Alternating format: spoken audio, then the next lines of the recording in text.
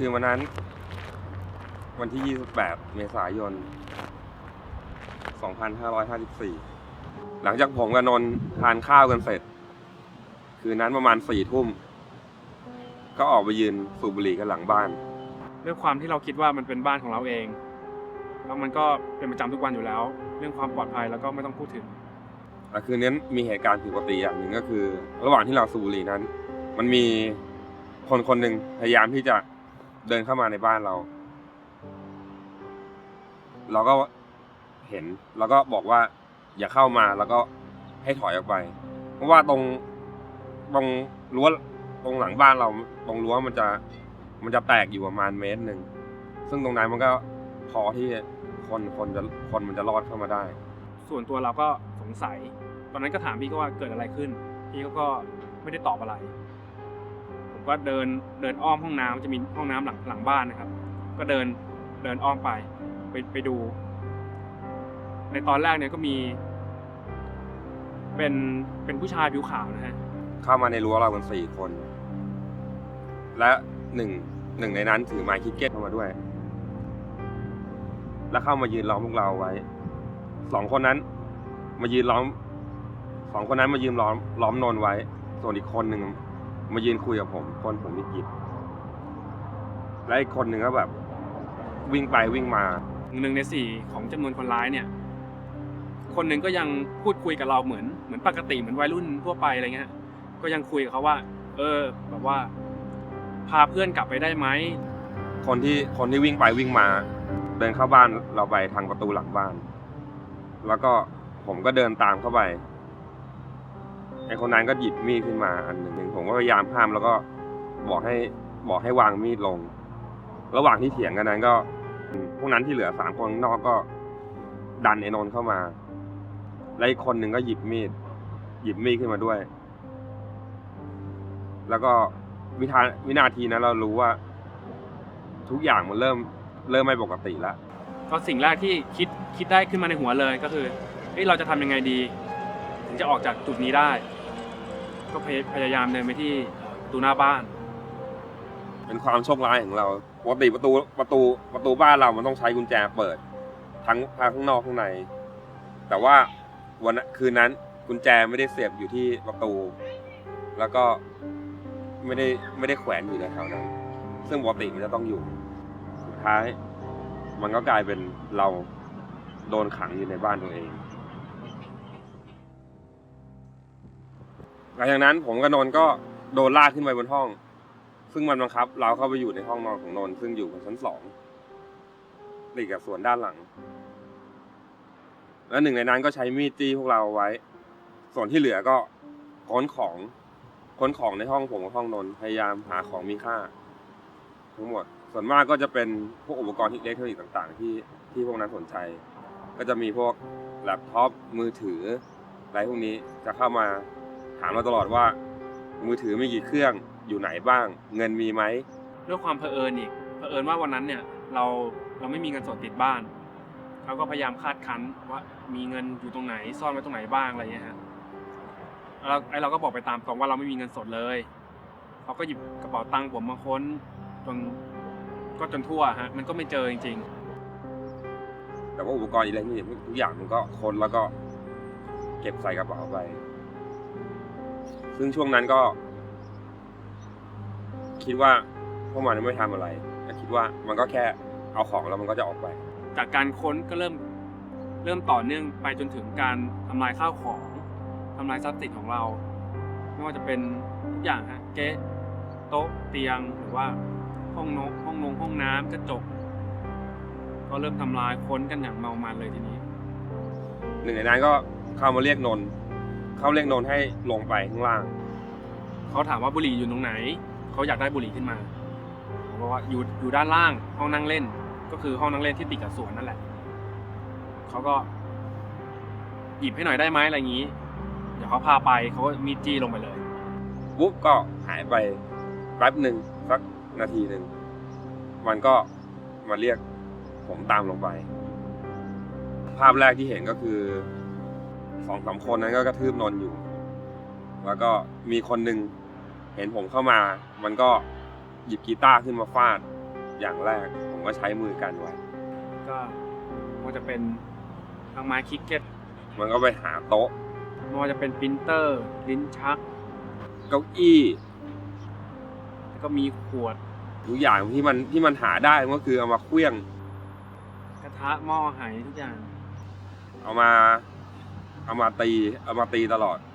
ที่เจ็บหนักสุดก็คือเป็นไม้คิกเก็ตที่โดนกระแทกเข้า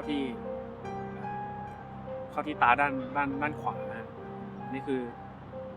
สุดๆแล้วฮะ ที่จำได้คือมันเริ่มฟาดใส่ผมก็ใช้แขนแล้วไว้ ซึ่งจุดที่มันเล็งคือมันเล็งที่หัว มันเล็งที่หัวอย่างเดียว ว่ามันจะฟาดลงมาตรงๆอย่างนี้ ผมก็พยายามใช้แขนกันตัวเองเอาไว้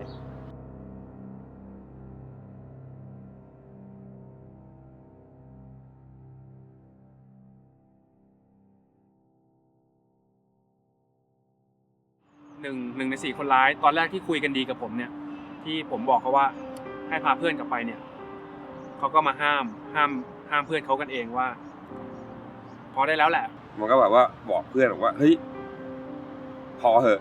มันไม่อยากให้เรื่องนี้เป็นการฆาตกรรมคือเหมือนว่ามันก็กลัวความผิดของมันว่า มันไม่อยากเป็นฆาตกร เขาก็เริ่มเช็คสติเราแล้วแหละว่าเราหมดสติหรือเปล่าเรายังหายใจหรือเปล่าเนี่ย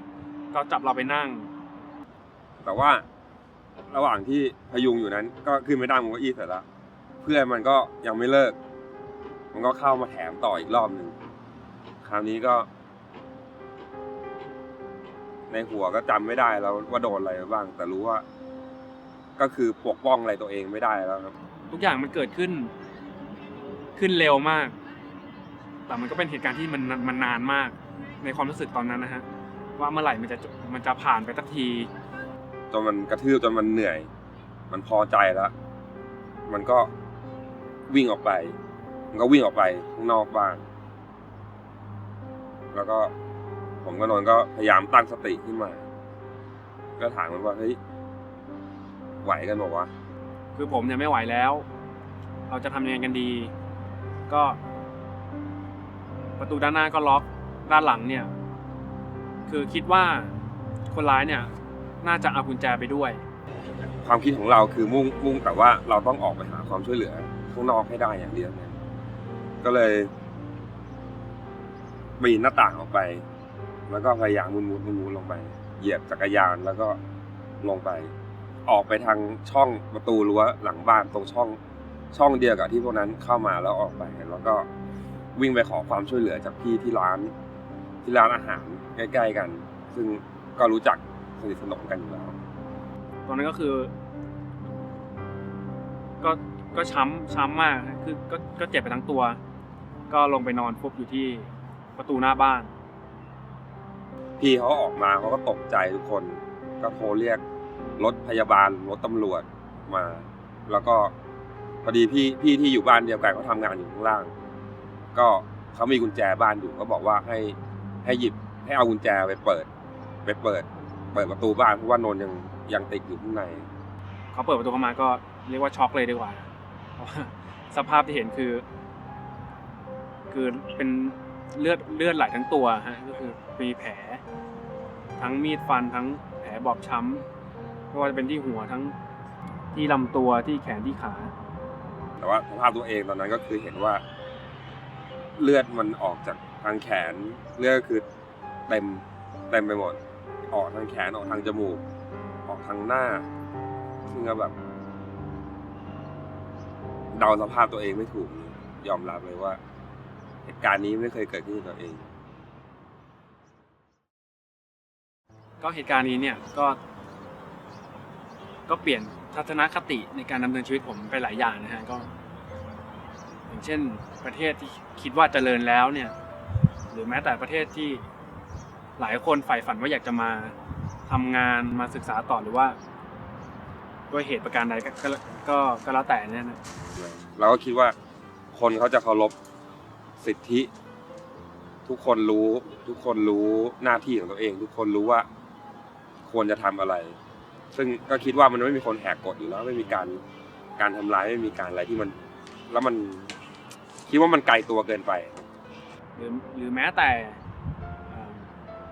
สถานที่ที่เราคิดว่าเราปลอดภัยที่สุดแล้วเนี่ยก็ยังเกิดกับเราได้ เราไม่รู้ว่าสิทธิที่เราทำได้เนี่ยมันแค่ไหน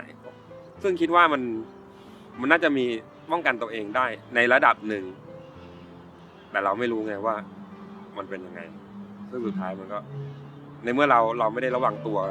เราไม่ได้คิดถึงจุดนั้นมาก่อนผลที่เกิดขึ้นมามันก็เลยร้ายแรงอย่างที่เห็นที่เกิดขึ้นตอนเนี้ย ก็อยากจะให้ระมัดระวังตัวนะฮะแต่ไม่ควรจะระแวงในการใช้ชีวิต ผมก็ขอเตือนเอาไว้ เพราะผมไม่อยากให้เหตุการณ์พวกนี้เกิดขึ้นกับใครอีกแล้วโดยเฉพาะเด็กนักเรียนไทย ที่มาห่างจากครอบครัวมาเกิดเหตุการณ์อย่างนี้คิดไม่ถึงหรอกที่บ้านเขารู้สึกไง ระมัดระวังตัวมากขึ้นอย่าคิดว่ามันไม่เกิดขึ้นหรอกหรือว่ามันไม่น่าเป็นไปได้หรอกมันไม่จริงฮะชีวิตจริงมันหนักหนากว่านั้นหรือแม้แต่คนที่เจอเหตุการณ์เช่นเดียวกับผมเนี่ยก็อยากให้เป็นบทเรียนหนึ่งบทซะมากกว่า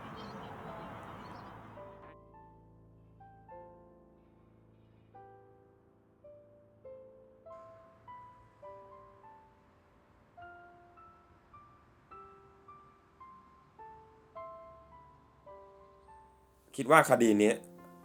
ความรู้สึกส่วนตัวของผมก็คือปิดได้ค่อนข้างที่จะเร็ว ไม่ถึงและใช้ระยะเวลาไม่ถึง1 เดือนก็สามารถที่จะจับคนร้ายได้ ซึ่งตรงนี้ก็เกิดจากความทุ่มเทของเขาเกิดจากความร่วมมือหลายฝ่ายของเขาซึ่งหลักฐานที่ได้จากเราไป หรือว่าได้จากคนอื่นไปเขาไม่ได้เอาไปเก็บไว้ในแฟ้มเฉยๆเขาเอาไปดำเนินคดีต่อเขาเอาไปสืบค้นต่อ ซึ่งผลออกมาก็คือคนร้ายถูกจับได้3 ใน 4 คนซึ่งตรงนี้ก็ถือว่าเขาเอฟเฟกตีฟมากแล้วเขามีประสิทธิภาพมากแล้ว ซึ่งอีกคนหนึ่งที่ยังจับไม่ได้เนี่ยก็คิดว่าอีกไม่นาน อยากจะขอบคุณเจ้าหน้าที่พนักงานไม่ว่าจะเป็นตำรวจหรือเจ้าหน้าที่พยาบาลหมอก็ถือว่าประทับใจมากๆในการดูแลรักษาส่วนเรื่องคดีนี่ก็ถือว่ารวดเร็วค่อนข้างจะรวดเร็วมากก็แฮปปี้มากๆในตอนนี้นะฮะ เราก็คิดว่าการใช้ชีวิตของเราต่อไปจากนี้เราจะไม่ประมาทแล้วซึ่งเหตุการณ์ที่เกิดขึ้นมามันก็เกิดจากความประมาทส่วนหนึ่งของเราแล้วก็เกิดจากความโชคร้ายของเราด้วยที่พอดีพวกนั้นเดินผ่านมาพอดีซึ่งตรงนี้ถ้าสิ่งใดสิ่งหนึ่งไม่เกิดขึ้นมันก็จะไม่มีเหตุการณ์นี้ซึ่งเพราะฉะนั้นการป้องกันอย่างแรกเนี่ยก็คือเราไม่ประมาทตัวเองดีกว่าทั้งในเรื่องของการใช้ชีวิตปกติทั่วไปเรื่องของการเดินทางการเดินในเมืองการทำอะไรทุกอย่างเนี่ยเราก็ค่อนข้างที่จะเซฟตัวเองไว้แล้วเราไม่ประมาทเหมือนเดิมแล้วเรื่องราวครั้งนี้เนี่ยก็ได้เรียนรู้อะไรหลายๆอย่าง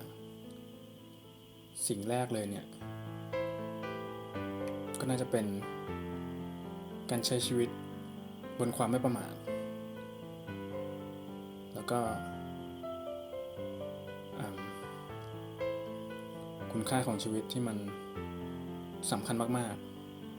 ๆคือเราไม่รู้หรอกว่าเราจะอยู่ได้นานแค่ไหนคือ